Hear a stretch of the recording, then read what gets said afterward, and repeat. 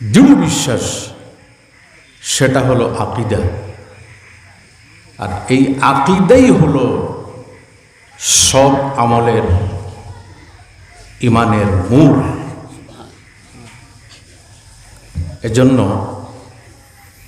আল্লাহর হাবিব আকা আলাইহিস সালামকে মানতে হবে যে নবীজি আল্লাহর দেওয়া সর্বগুণে গুণান্বিত। আপনারা মানেন তো? আল্লাহর হাবিব আকা আলাইহিস সালাম সর্বগুণে গুণান্বিত। এজন্য আমরা আহলুস সুন্নাত ওয়াল জামাতের অনুসারী যারা, আমরা নবীজিকে কখনো কোনো মানুষ দ্বারা হেয় সম্পন্ন করতে আমরা টোটালি রাজি না। গতিকে সেই নবী সাল্লাল্লাহু আলাইহি ওয়াসাল্লামের যে বাণীগুলা আজকে গোটা পৃথিবীতে অন্য কোনো ধর্মীয় নেতাদের বাণী রিসার্চ করা হইতেছে না, গবেষণা করা হইতেছে না, কিন্তু গোটা পৃথিবীতে কোরআন এবং হাদিস নিয়ে গবেষণা হইতেছে। আল্লাহর হাবিবের হাদিস সমূহ থেকে আমি একটা হাদিস আপনাদের সম্মুখে তিলাওয়াত করছি। তার আগে রিলেটেড আল্লাহর কোরআন কালামুল্লাহ শরীফ থেকে একটা আয়াত শরীফ তিলাওয়াত করছি। আল্লাহ সুবহানাহু ওয়া তাআলা ইরশাদ করেন, সুম্মা লা তুসআলুনা ইয়াউমা ইযিন আনিন নাঈম। হে আমার বান্দাগণ, নারী পুরুষ সবাই কিয়ামতের দিন প্রত্যেকটা নেয়ামত সম্বন্ধে তোমাদেরকে জিজ্ঞাসা করা হইবে। আমি হাদিস যেটার সঙ্গে তিলাওয়াত করছি, সেই হাদিসের মধ্যে ৬০টা বিষয়ের উল্লেখ আছে। কয়টা বিষয়ের? এমনিতেই কিয়ামতের দিন কত জায়গায় যে কত ধরনের কোয়েশ্চন প্রশ্ন করা হবে তার কোনো ঠিক নেই, কিন্তু ৪টা প্রশ্নের উত্তর যত সময় পর্যন্ত মানুষ না দেবে, কিয়ামতের ময়দান থেকে তার কদম সরানো সম্ভব হবে না। ৪টা প্রশ্নের উত্তর। আমার টাইমের ভিতরে আমি এই ৪টা নিয়ে যথাসম্ভব আলোচনা করব। টাইম শেষ হয়ে গেলে যদি কোনোটা বাকি থাকে তাহলে আপনারা কিন্তু মাফ করবেন। এই ৪টা প্রশ্নের মধ্যে সর্বপ্রথম প্রশ্ন হলো, আন উমরিহি ফিমা আফনা। তিরমিজি শরীফের হাদিস। হে আমার বান্দা, আমি তোমাকে জীবনকাল দিয়েছিলাম, তোমার জীবনকাল তুমি কোন কাজে ব্যয় করেছ? আমরা মনে মনে ভাবতেছি মরব, কিয়ামতের দিন উঠবো, কোনো চিন্তা নেই, দৌড় দিয়ে জান্নাতে প্রবেশ করব, সুজা। আমি তোমাকে জীবনকাল দিয়েছিলাম, সেই জীবনকাল তুমি কোন কাজে ব্যয় করেছ? ভালো কাজে ব্যয় করেছ না মন্দ কাজে ব্যয় করেছ? নেক কাজে ব্যয় করেছ না বদ কাজে ব্যয় করেছ? সেটা নিয়ে কিন্তু কিয়ামতের দিন আল্লাহ জিজ্ঞাসা করবে। মানুষের জীবন এত মূল্যবান, আর মানুষের জীবন এত মূল্যহীন হয়, মূল্যবান হয়, মূল্যহীন হয়। এজন্য আল্লাহর হাবিব আলাইহিস সালাম বলেন, মানুষের জীবন এত মূল্যবান হয়, যদি মানুষ সঠিক পথে তার জীবনটা যদি পরিচালনা করতে পারে, তাহলে সেই ব্যক্তির জীবনটা অনেক ফেরেশতাগণের জীবনের চাইতে উত্তম হয়ে যায়। অনেক ফেরেশতাগণের চাইতে তার জীবনটা উত্তম। বুঝতে পারতেছেন আপনারা আমাদের মূল্য কতটুকু? ফেরেশতাগণ আল্লাহর নূরের সৃষ্ট, তাদের মধ্যে গুনাহ করার কোনো ক্ষমতা নেই, অবাধ্যতার কোনো ক্ষমতা নেই, তাদের মধ্যে নাফরমানি করার কোনো যোগ্যতা নেই। আল্লাহ যে কাজে নিয়োজিত করেছেন সেই কাজটা সর্বদা করতেছেন, গুনাহ নাই, শুধুমাত্র তাসবিহ তাহলিল ইবাদত বন্দেগী। আর আমরা মানব জাতি যারা আছি, আমাদের মধ্যে গুনাহ করারও ক্ষমতা আছে, নেকির কাজ করারও ক্ষমতা আছে। আছে কিনা? গুনাহরও ক্ষমতা আছে, নেকিরও ক্ষমতা আছে, দুইটা আছে, বিপরীত ধর্মী। গুনাহ করারও ক্ষমতা আছে, নেকির কাজ করার ক্ষমতা আছে। কিন্তু যখন মানুষ গুনার শক্তি দমন করে, নেকির কাজ করে, তাহলে সেই ব্যক্তির সম্মান হাজার হাজার ফেরেশতাগণের চাইতে আল্লাহ বাড়িয়ে দেন। এজন্য হাদিসে বর্ণিত বাদুল মুমিন আকরামু ইনদাল্লাহি মিন বাদিল মালাইকা, অনেক মুমিন অনেক ফেরেশতাগণের চাইতে উত্তম। আমাদের জীবনের মূল্য আছে, কিন্তু আমরা মনে করি কোনো মূল্য নেই। বুঝবা, কিয়ামতের দিন আল্লাহ জিজ্ঞাসা করবেন। কে জিজ্ঞাসা করবেন? জোরে উত্তর দেন, কে? আল্লাহ জিজ্ঞাসা করবেন। আল্লাহু আকবার। ছুটিয়া যাওয়ার ক্ষমতা আছে? লক্ষ লক্ষ করুর করুর মানুষের মধ্যে আমি লুকিয়ে থাকবো সম্ভব? কোনো সম্ভব না। আল্লাহ জিজ্ঞাসা করতেছেন। এর জন্য আল্লাহর হাবিব আলাইহিস সালাম হযরত আয়েশা সিদ্দিকা রাদিয়াল্লাহু তাআলা আনহাকে একটি দোয়া শিক্ষা দিয়েছেন। হযরত আয়েশা বলেন, ইয়া রাসূলুল্লাহ, কিয়ামতের দিন স্বয়ং আল্লাহ যখন জিজ্ঞাসা করবেন তখন আমরা তো ছাড় পাবো না। ইয়া রাসূলুল্লাহ, আল্লাহর দরবারে ক্ষমা প্রাপ্ত হইতে হইলে কোন দুয়ার শিক্ষা আপনি দিয়ে দেন। আল্লাহর হাবিব বলেন, হে আয়েশা গো, একটা দোয়া তুমি করিও। সেই দোয়াটি হলো, আল্লাহুম্মা আসিবনি হিসাবান ইয়াসীরা। যাদের জানা আছে আমার সঙ্গে আপনারা পড়িও, আল্লাহুম্মা আসিবনি হিসাবান ইয়াসীরা। আয় আল্লাহ, কিয়ামতের দিন আমার হিসাবটা আপনি সহজ করিও। সেই দিন আল্লাহ জিজ্ঞাসা করতেছে, তোমাকে আমি জীবন দিয়েছিলাম, তোমার জীবন কোন কাজে ব্যয় করেছে? মানুষের জীবন এত মূল্যবান। একটা নেকির কাজের মাধ্যমে মানুষের জীবনের গতি পরিবর্তন হয়ে যায়, আর একটা গুনার কাজের মাধ্যমে মানুষ হিংস্র জন্তুর চাইতে আরো নিকৃষ্ট স্তরে পৌঁছে যেতে পারে। কোরআন শরীফে আল্লাহ বলেন, উলাইকা কাল আনআম বাল হুম মাদাল। যারা আল্লাহর অবাধ্য, আল্লাহ রাসূলের অবাধ্য, তারা চতুষ্পদ জন্তুর চাইতে আরো নিকৃষ্ট। কিন্তু মানুষ যখন ভালো কাজ করে, যেমন আপনার আজকে ওয়াজের মাহফিলের আয়োজন করেছেন, ওয়াজের মাহফিলে বসে আল্লাহ এবং আল্লাহর কোরআনের আলোচনা শুনতেছেন, আল্লাহর হাবিবের আলোচনা শুনতেছেন, অত্যন্ত ভালো কাজ। এই ওয়াজের মাহফিলের মাধ্যমে আমার জানা মতো হাজার হাজার মানুষের জীবনের গতি পরিবর্তন হয়ে গেছে। অনেক মানুষ বলে, ওয়াজ করে কি করবেন? ওয়াজ করে কি করবেন? আর আল্লাহ কোরআন শরীফে বলতেছেন, ও যাক্কির ফাইন্না যিকরা তানফাউল মুমিনিন। আমার হাবিব, আপনি ওয়াজ করুন, ওয়াজে মানুষের উপকার করে। মানুষের কি করে? উপকার করে। জীবন সম্বন্ধে আল্লাহ জিজ্ঞাসা করবেন। তখন কিয়ামতের দিন আল্লাহ যখন জিজ্ঞাসা করবেন, তুমি তোমার জীবন কোন কাজে ব্যয় করেছ? বলতে পারবো? আমাদের মুখ দিয়ে অতিরঞ্জিত কোনো কথা বাইর করতে পারবো? জি, সামনে হার আল্লাহ, জোরে বলবেন, হার সামনে। উল্টাপাল্টা কথা বাইর করতে পারবো? মুখ বন্ধ থাকবে সেই দিন। আল্লাহু আকবার। মনে মনে ভাববেন, মুখ বন্ধ, আমি কিভাবে কথা বলবো? কোরআন শরীফে আল্লাহ সুবহানাহু ওয়া তাআলা ইরশাদ করেন, আল ইয়াউমা নাখতিমু আলা আফওয়াহিহিম ওয়া তুকাল্লিমুনা আইদিহিম ওয়া তাশহাদু আরজুলুহুম বিমা কানু ইয়াকসিবুন। কিয়ামতের দিনে মানুষের মুখ বন্ধ থাকবে। আল্লাহ হাত দ্বারা কথা বলাইবেন, পা দ্বারা আল্লাহ কথা বলাইবেন।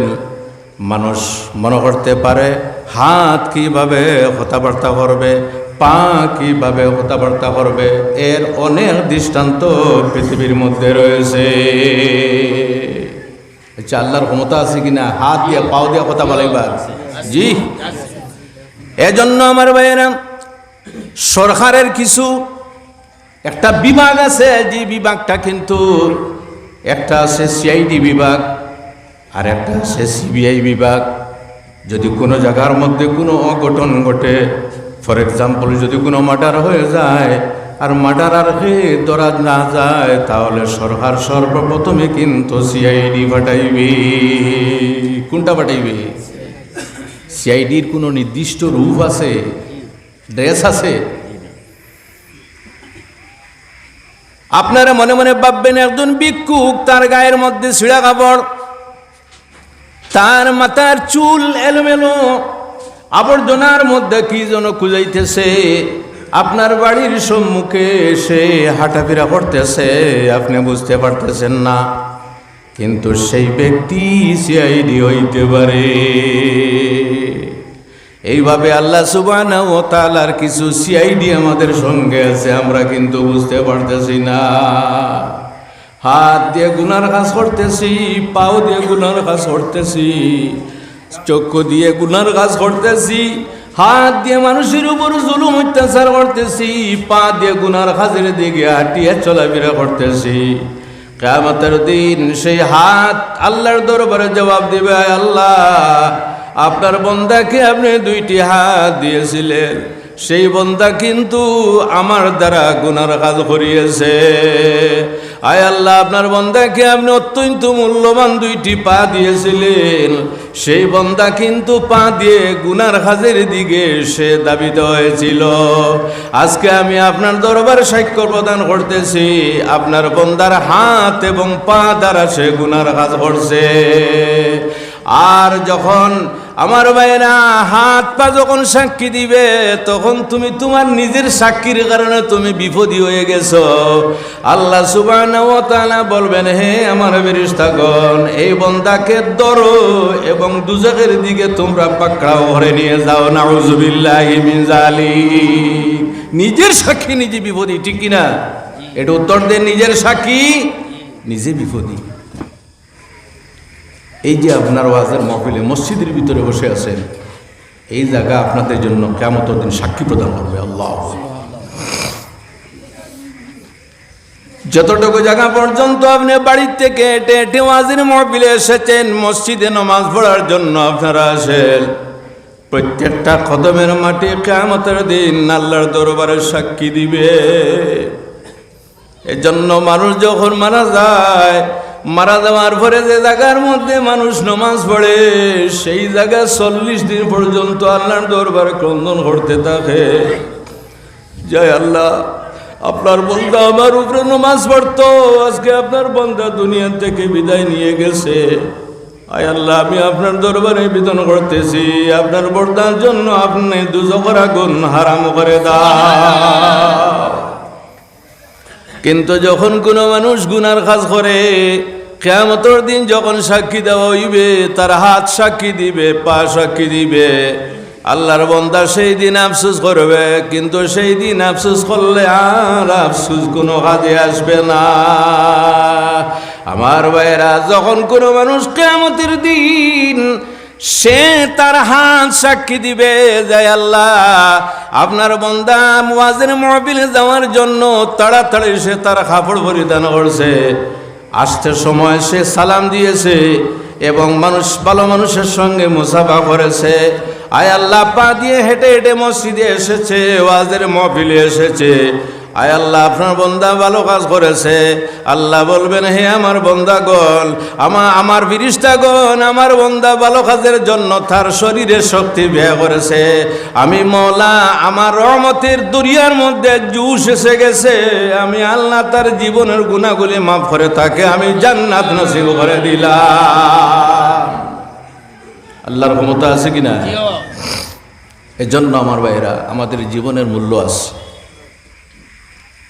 জীবনের প্রতিটি মুহূর্তের কিন্তু মূল্য আছে আমাদের, আমরা কিন্তু বুঝি না। আপনারা আজ থেকে মনে মনে আপনারা এই কথা কেটে নেবেন যে জীবনের মূল্য আছে, তাই বলে যদি কোনো মানুষের উপকার করতে না পারেন, তাহলে কোনো মানুষের ক্ষতি করবেন না। কোনো মানুষের স্বভাব, কোনো মানুষের উপকার করতে চায় না। আপনাদের এলাকার কথা বলতেছি না, হয়তো নাই হইতে পারে। কোনো মানুষের স্বভাব উপকার কথা তো দূরের কথা, সর্বদা উপকারে থাকে, ঠিক কিনা? ক্ষতির মধ্যে থাকে। আচ্ছা, কোনো মানুষের ক্ষতি করে পার্মানেন্টলি কোনো তার ক্ষতিগ্রস্ত করাইতে পারবেন না, নিজের ক্ষতি হবে। আমরা তো এটা বুঝি না। এজন্য আল্লাহ রাব্বি বলেন, ইন্নাল্লাহা তাআলা ফি আউনিল আবদি মা দামাল আবদু ফি আউনি আখিহি। যখন কোনো বান্দা তার ভাইয়ের সাহায্যার্থে থাকে, আল্লাহ সুবহানাহু ওয়া তাআলা সেই বান্দার সাহায্যার্থে আল্লাহ থেকে যায়। এজন্য আপনি মুমিন অন্য মুমিনের সাহায্য সহযোগিতা করবেন। যদি কোনো জায়গার মধ্যে দেখা যায় গয়র মুমিন, নন মুসলিম যারা, তাদের যদি সাহায্যের প্রয়োজন পড়ে সাহায্য করবেন, কোনো অসুবিধা নাই। ইসলাম এমন একটি আদর্শ, যে আদর্শ দেখে দেখে হাজার হাজার মানুষ পৃথিবীর মধ্যে মুসলমান হয়ে গেছে। আমাদের আদর্শ, নবীজির আদর্শ। আল্লাহু আকবার। আল্লাহর হাবিব আলাইহিস সালাম কি সুন্দর নবী, কি আদর্শবান নবী। মসজিদে নববীতে নবীজি যাইতেন, কিন্তু একজন মহিলা নবীজির প্রতি এত বিদ্বেষ ভাব ছিল, দেখতে পারত না। বরং নবীজির রাস্তার পথের মধ্যে হাঁটা গাড়িয়ে রাখত। কি গাড়িয়ে রাখত? হাঁটা, বুঝেন তো, গোসা। আল্লাহর হাবিব যখন মসজিদে নববীতে যেতেন, সঙ্গে সঙ্গে জিবরিল এসে বলতেন, ইয়া রাসূলুল্লাহ, সোজাসুজি যাবেন না, একটু ডান অথবা বাম হয়ে আপনি মসজিদে যাবেন। আপনার পায়ের মধ্যে হাঁটাবিদ্ধ হওয়ার জন্য একজন মেয়ে লোক রাস্তার মধ্যে হাঁটা গেড়ে রেখেছে। আপনার পায়ের মধ্যে ঢুকবে, মসজিদে নববীতে গিয়ে যন্ত্রণা বোধ করবেন, সে কিন্তু খুশি হবে। নবীজি এইভাবে প্রতিদিন মসজিদে যাইতেন। শোনার পরে কিন্তু নবীজির রাগ উঠে নাই, নারাজ হন নাই। আমরা যদি হইতাম তাহলে খেরে বলতাম কিনা? একটু জুড়ে আওয়াজ দেন, বলতাম কিনা? হঠাৎ দেখা গেল একদিন রাস্তার মধ্যে কাটা গাড়া নাই, কোষা গাড়া নাই। নমাজ শেষে আল্লাহর হাবিব জিজ্ঞাসা করলেন, সাহাবায়ে কেরামেরা, আজকে আমার রাস্তার মধ্যে কোনো কারণে হাঁটা গাড়া নেই। নবীজিকে বলা হলো, ইয়া রাসূলুল্লাহ, যে মেয়ে লোকটি আপনার রাস্তার মধ্যে হাঁটা গাড়িয়ে রাখত, সেই মেয়ে লোকটি অসুস্থ অবস্থায় ঘরের মধ্যে আছে। আল্লাহর হাবিব বললেন, চলো ওই মেয়ে লোকটিকে দেখতে যাব। আল্লাহু আকবার। দেখুন আদর্শ। আল্লাহর হাবিব কয়েকজন সাহাবাকে নিয়ে সেই মেয়ে লোকটির ওখানে গেলেন। যাওয়ার পরে দেখলেন শয্যাশায়ী। ঘরে ঢুকার সঙ্গে সঙ্গে পারমিশন নিয়ে ঘরে ঢুকলেন। মেয়ে লোকটিকে বললেন, মা গো, তোমার কোনো অসুবিধা আছে কি? মেয়ে লোকটি দেখার সঙ্গে সঙ্গে নয়নের জল ছেড়ে ক্রন্দন করতেছে। যে ব্যক্তির প্রতি এত বিদ্বেষ ভাব, যে ব্যক্তি রাস্তার মধ্যে আমি খাটা গাড়িয়ে রাখতাম কষ্ট দেওয়ার জন্য, আজকে সেই নবী আমার ঘরের মধ্যে আমাকে দেখতে এসেছেন। আল্লাহর হাবিব বলেন, মা গো, তোমার কি হয়েছে? তুমি কোন কারণে শয্যাশায়ী অবস্থায়? মেয়ে লোকটি বলল, হায় রে, এত দয়ার এবং এত মায়ার নবী, যে নবীর জন্য আমি অনেক কষ্ট করে রাস্তার মধ্যে আমি খাটা গাড়িয়ে রাখতাম, আজকে সেই নবী আমার ঘরের মধ্যে এসেছেন আমাকে দেখার জন্য। মেয়ে লোকটিকে রাসূলুল্লাহ জিজ্ঞাসা করেন, তোমার কোনো সেবা করার প্রয়োজন আছে কি? আল্লাহর হাবিবকে বলল, ইয়া রাসূলুল্লাহ, আমার জলপানের ইচ্ছা, কিন্তু আমার বিছানা থেকে উঠিবার মতো আমার ক্ষমতা নাই। আল্লাহর হাবিব নিজের হাত মুবারক দ্বারা কলস থেকে জল পাত্রের মধ্যে লইলেন। লোহার ভরে সেই মেয়ে লোকটিকে পান করাইলেন। পান করানোর ভরে বললেন, মা গো, আর কোনো তোমার সেবা আছে কি? আল্লাহর হাবিব পারমিশন নিয়ে ঘর থেকে বিদায় নিতেছেন। তখন মেয়ে লোকটি বলল, ইয়া রাসূলুল্লাহ, এখন পর্যন্ত আমার ঘর থেকে আপনি যাইতে পারবেন না। ইয়া রাসূলুল্লাহ, একটা শেষ কথা আমার আপনার কাছে বলার আছে। সেই কথাটি হলো, ইয়া রাসূলুল্লাহ, আমি আপনাকে অনেক কষ্ট দিয়েছি, কিন্তু জীবনে কোনোদিন আপনার মুখ থেকে কোনো বদদুয়া শুনি নাই। ইয়া রাসূলুল্লাহ, আপনি এমনিতে যাইতে পারবেন না, আমাকে কলিমা পড়িয়ে মুসলমান বানাইয়া ঘর থেকে বের হইতে লাগবে। নারায়ে তাকবীর, নারায়ে রিসালাত। এই ছিল নবীজির আদর্শ। আর আজকে আমরা মুসলমানের আদর্শ, প্রতিবেশীর সঙ্গে কোনো মিল নাই। আছে কিনা? একটু জোরে আওয়াজ দেবেন, আছে কিনা? কোনো প্রতিবেশী যদি ধনী হয়ে যায় তাহলে অন্য প্রতিবেশীর জ্বালায় আর ঠাই নাই। চাকরি হয়ে গেলেও হিংসা, গাড়ি কিনলেও হিংসা, ভালো কাপড় পরিধান করলেও হিংসা। জি, হিংসা করে কোনো লাভ হবে? কোনো লাভ হবে? কোনো লাভ হবে না। আল্লাহ হাবিবের আদর্শ কি বলবো? আল্লাহ শরীর দিয়েছেন, জীবন দিয়েছেন, সেই জীবন দিয়ে আমরা ভালো কাজ করব। আল্লাহর হাবিবের আদর্শ দেখুন আমার ভাইয়েরা। নবীজি সাল্লাল্লাহু আলাইহি ওয়াসাল্লামের খেদমতে একজন ইহুদি যুবক থাকত।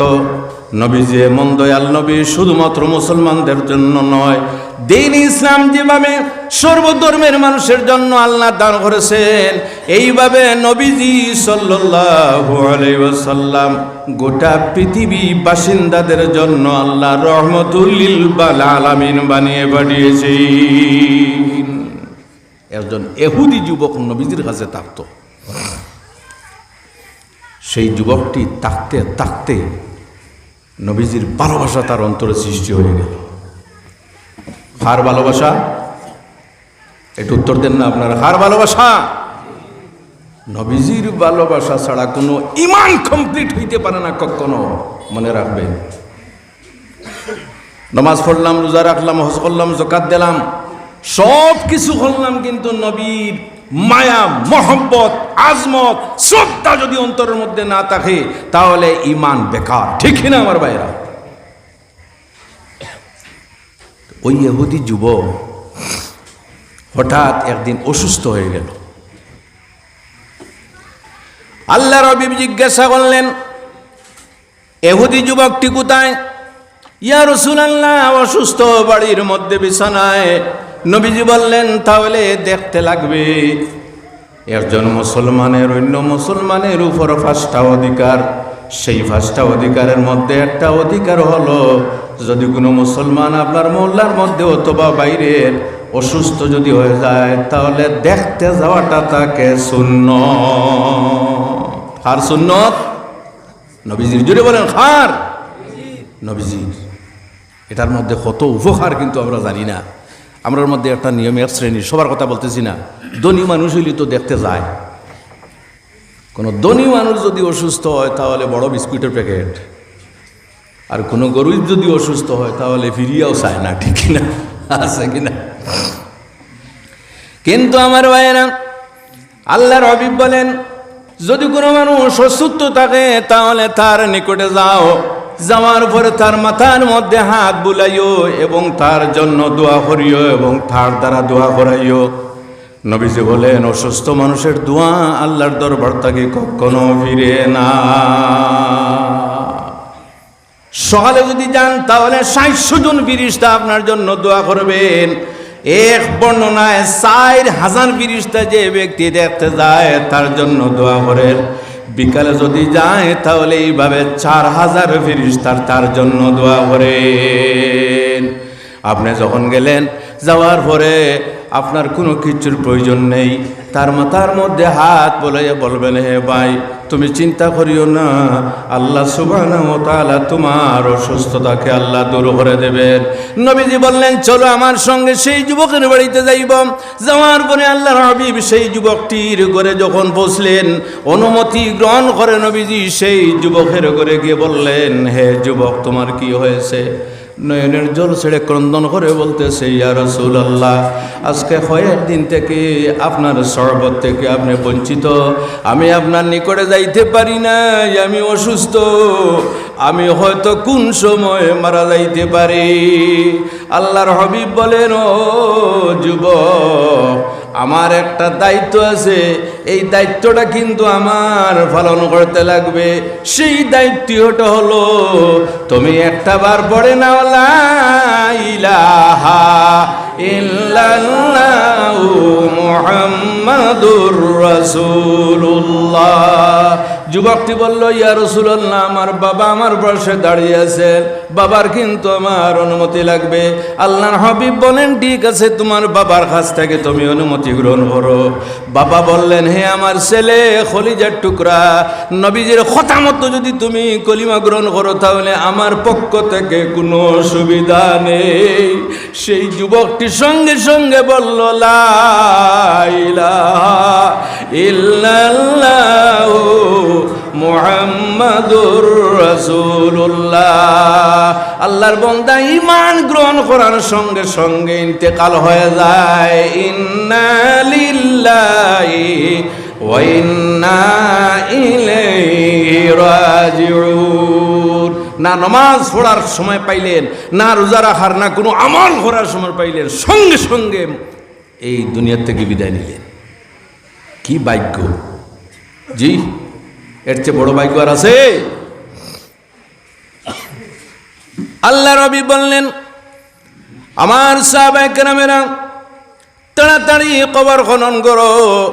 তোমাদের মধ্যে যদি কেউ চায় জান্নাতি কোনো মানুষের জানাজার নামাজ পড়ার, তাহলে এই যুবকের জানাজার নামাজে তোমরা শরীক হও। কলিমা পড়িয়া মুসলমান, সঙ্গে সঙ্গে মত, ডাইরেক্ট জান্নাতি। জুড়ে বলেন সুবহানাল্লাহ।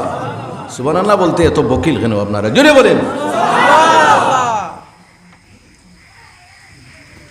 আল্লাহর হাবিব সেই যুবকের গোসলের ব্যবস্থা করলেন, খাবনের ব্যবস্থা করলেন, এখন দফনের ব্যবস্থা, জানাজার নামাজ পড়িবারের ব্যবস্থা। কিন্তু একটা বিষয় দেখা যায়, নবীজি সাল্লাল্লাহু আলাইহি ওয়াসাল্লাম এই যুবকের পিছনে পিছনে হাঁটিয়া যাইতেছেন, কিন্তু ভালোভাবে কদমটি মাটির উপর রাখেন নাই। আমরা বলি না, আগ পা দিয়ে, ভালোভাবে কদম মাটির উপর রাখেন না। সাহাবায়ে কেরাম কিন্তু ফলো করতেছে যে নবীজি আজকে ভালোভাবে মাটির উপর কেন কদম রাখেন নাই। জানাজার নামাজ শেষ, তারপরে সাহাবায়ে কেরাম জিজ্ঞাসা করলেন, ইয়া রাসূলুল্লাহ, কোন কারণে মাটির উপর ভালোভাবে কদমটা রাখেন নাই? আল্লাহর হাবিব বলেন, আমার সাহাবায়ে কেরামরা, এই যুবকের জানাজার নামাজের মধ্যে এত সংখ্যক ফেরেশতা আসমান থেকে আগমন করেছেন, আমি নবীজি যখন মাটিতে কদম রাখতে চাই তখন ফেরেশতাগণের পরের উপর আমার কদম পড়ে যায়। এজন্য আমার ভাইরা, মানুষের জীবনের মূল্য আছে। কিয়ামতের দিন আল্লাহ জিজ্ঞাসা করবেন, হে বান্দা, আমি তোমাকে জীবন দিয়েছিলাম, তোমার জীবনকালটা তুমি কোন কাজে ব্যয় করেছ? যুবক ভাইরা, তোমাদেরকে বলতেছি, তোমার জীবনের মূল্য আছে। আল্লাহর হাবিব আলাইহিস সালাম বলেন, যে যুবক তার যৌবনকালটা ইবাদত বন্দেগীর মধ্যে ব্যয় করবে, আল্লাহর বাধ্যতার মধ্যে ব্যয় করবে, 7 জন মানুষকে আল্লাহ তার আরশের ছায়ার নিচে জায়গা দিবে, তার মধ্যে একদল হলো সেই যুবকেরা। মনে মনে বলবেন, হুজুর আপনি বলতেছেন ইবাদত বন্দেগীর মধ্যে, তার মানে কি আমি তসবিহ নিয়ে সারা দিন রাত মসজিদে বসে থাকবো? এই তসবিহ নিয়ে সারা দিন রাত মসজিদে বসে থাকবো? পড়াশোনা নাই, রুজি রোজগার নাই, চাকরি নকরি নাই, সব কিছু চলবে। আমাদের মানুষের ভুল ধারণা। যে যুবক তার যৌবনকাল ইবাদত বন্দেগীর মধ্যে কাটাইবে, ইবাদত কাকে বলি? বুঝতে লাগবে, ইবাদত শুধুমাত্র নামাজ পড়ার নাম নয়। আমার ভাইয়েরা, আল্লাহ নবীর তরিকা মতে চলার নাম হলো ইবাদত। যদি কোনো যুবক রাসূলুল্লাহর তরিকা মতে যদি তার জীবনটা পরিচালনা করে, তার প্রতিটা মুহূর্ত ইবাদতের মধ্যে লেখা হইবে। সুবহানাল্লাহ জুড়ে বলেন। সালাম আদান প্রদান করা ইবাদত, মুসাফা করা ইবাদত, মা বাবার খেদমত করা ইবাদত, মা বাবার দিকে কৃপা দৃষ্টি নিক্ষেপ করা ইবাদত, ছোটদের মায়া মমতা করা ইবাদত, বড়দের শ্রদ্ধা করা ইবাদত, ইমাম সাহেবকে শ্রদ্ধা করা ইবাদত, উলামায়ে কেরামকে শ্রদ্ধা করা ইবাদত। এইভাবে একজন মুসলমান অন্য মুসলমানের হক আদায় করা ইত্যাদি অনেক ধরনের ইবাদত আছে। এর জন্য যুবকেরা, যাদের যৌবন খাল আল্লাহ দিয়েছেন, তোমার যৌবন খালের মূল্য আছে, কিন্তু দেখা যায় যৌবন খালে যুবকের কোনো ব্রেক থাকে না।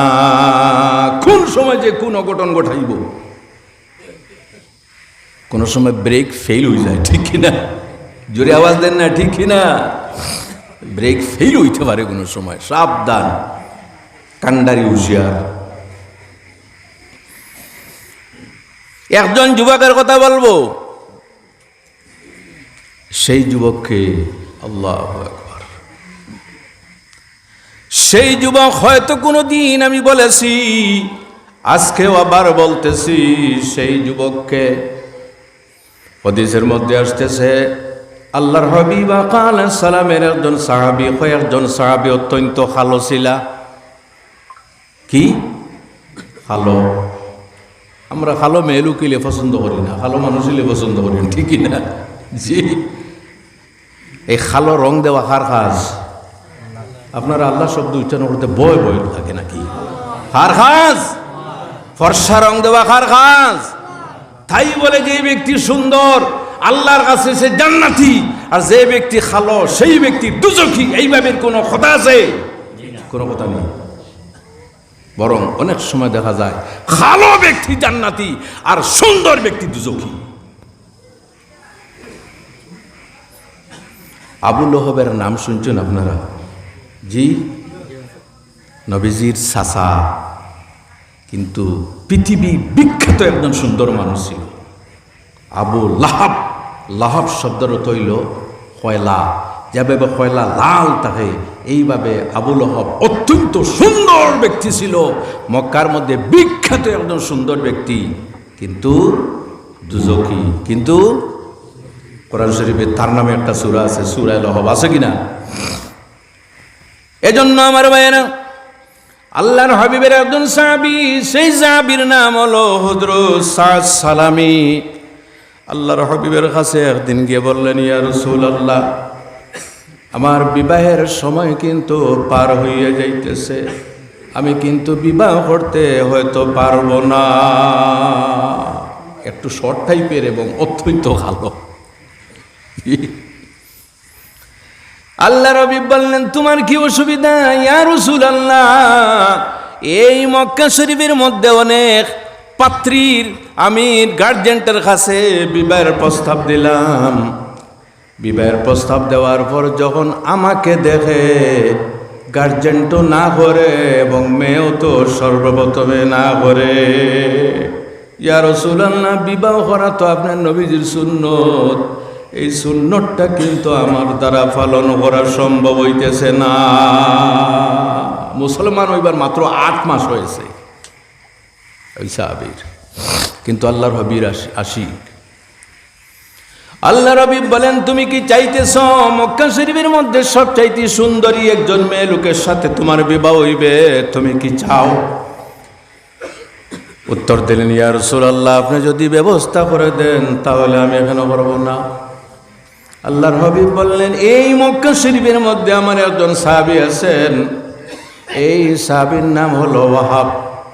যাও, আমি রাসূলুল্লাহ এই ওয়াহাবের মেয়ের সঙ্গে আমি বিবাহ দিয়ে দিলাম। সুবহানাল্লাহ বলেন।